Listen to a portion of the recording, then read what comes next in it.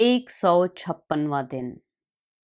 नए अहदनामा में से आज की तिलावत रसूलों के अमाल उसका दूसरा बाब 22वीं आयत से लेकर 47वीं आयत तक। ए इस्राएलियों, ये बातें सुनो कि यसु नासरी एक शख्स था जिसका खुदा की तरफ से होना तुम पर उन मोजज़ों और अजीब कामों और निशानों से साबित हुआ जो खुदा ने उसकी मार्फत तुम में दिखाए, चुनाचे तुम आप ही जानते हो।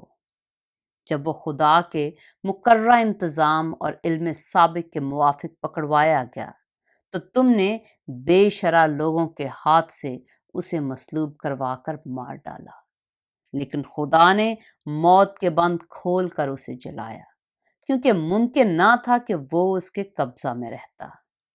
क्योंकि दाऊद उसके हक में कहता है कि मैं खुदावंद को हमेशा अपने सामने देखता रहा, क्योंकि वो मेरी दाहिनी तरफ है ताकि मुझे जुम्बश ना हो। इसी सबब से मेरा दिल खुश हुआ और मेरी जुबान शाद, बल्कि मेरा जिस्म भी उम्मीद में बसा रहेगा, इसलिए कि तू मेरी जान को आलमे अरवा में ना छोड़ेगा और ना अपने मुकद्दस के सड़ने की नौबत पहुंचने देगा। तूने मुझे जिंदगी की राहें बताई, तू मुझे अपने दीदार के बायस खुशी से भर देगा। ऐ भाइयों, मैं कौम के बुजुर्ग दाऊद के हक में तुमसे दलेरी के साथ कह सकता हूँ कि वो मुआ और दफन भी हुआ और उसकी कब्र आज तक हम में मौजूद है। बस नबी होकर और ये जानकर कि खुदा ने मुझसे कसम खाई है कि तेरी नस्ल से एक शख्स को तेरे तख्त पर बिठाऊंगा। उसने पेशन गोई के तौर पर मसीह के जी उठने का जिक्र किया कि ना वो आलम अरवा में छोड़ा गया, ना उसके जिस्म के सड़ने की नौबत पहुंची। इसी यस्सु को खुदा ने जिलाया जिसके हम सब गवाह हैं। बस खुदा के दाहिने हाथ से सर बुलंद होकर और बाप से वो रूल कुदस हासिल करके जिसका वादा किया गया था, उसने ये नाजिल किया जो तुम देखते और सुनते हो। क्योंकि दाऊद तो आसमान पर नहीं चढ़ा, लेकिन वो खुद कहता है कि खुदावन ने मेरे खुदावन से कहा, मेरी दाहिनी तरफ बैठ, जब तक मैं तेरे दुश्मनों को तेरे पांव तले की चौकी ना कर दूं। बस इसराइल का सारा घराना यकीन जान ले कि खुदा ने उसी यस्सु को जिसे तुमने मसलूब किया, खुदावंद भी किया और मसीह भी। जब उन्होंने ये सुना तो उनके दिलों पर चोट लगी और पतरस और बाकी रसूलों से कहा कि ए भाइयों, हम क्या करें?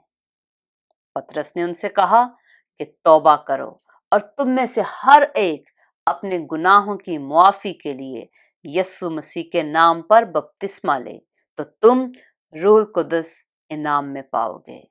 इसलिए कि ये वादा तुम और तुम्हारी औलाद और उन सब दूर के लोगों से भी है जिनको खुदावंद हमारा खुदा अपने पास बुलाएगा।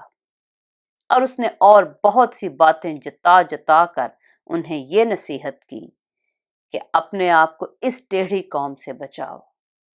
बस जिन लोगों ने उसका कलाम कबूल किया, उन्होंने बपतिस्मा लिया और उसी रोज 3000 आदमियों के करीब उनमें मिल गए और ये रसूलों से तालीम पाने और रफाकत रखने में और रोटी तोड़ने और दुआ करने में मशगूल रहे। और हर शख्स पर खौफ छा गया और बहुत से अजीब काम और निशान रसूलों के जरिया से जाहिर होते थे। और जो ईमान लाए थे वो सब एक जगह रहते थे और सब चीजों में शरीक थे और अपना माल व असबाब बेच बेच कर हर एक की जरूरत के मुआफिक सबको बांट दिया करते थे और हर रोज एक दिल होकर हैकल में जमा हुआ करते और घरों में रोटी तोड़कर खुशी और सादा दिली से खाना खाया करते थे और खुदा की हम्द करते और सब लोगों को अजीज थे। और जो निजात पाते थे उनको खुदावंद हर रोज उनमें मिला देता था। पाक कलाम के पढ़े और सुने जाने पर खुदावंद की बरकत हो।